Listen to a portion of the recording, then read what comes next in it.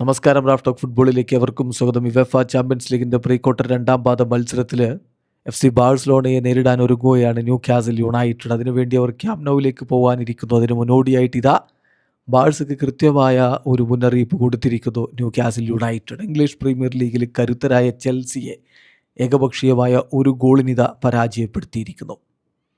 ഇന്നലെ നടന്ന premier league മത്സരത്തിൽ ആൻ്റണി ഗോർഡൻ്റെ ഗോളിലൂടെയാണ് ന്യൂ കാസിൽ യുണൈറ്റഡ് വിജയിച്ച് കയറിയത്.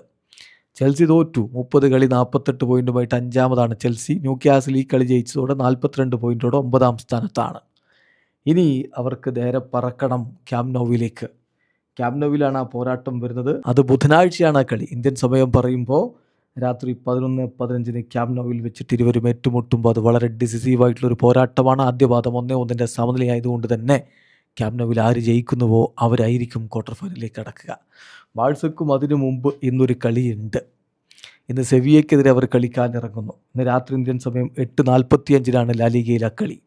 ആ കളി വിജയിച്ചുകൊണ്ട് ആത്മവിശ്വാസം വർദ്ധിപ്പിച്ചിട്ട് വേണം അവർക്ക് ന്യൂ കാസിൽ യുണൈറ്റഡിനെ നേരിടാൻ. ബാഴ്സ ന്യൂ കാസിലിനെ പോലെ ലീഗിൽ തപ്പിത്തടയുന്നില്ല.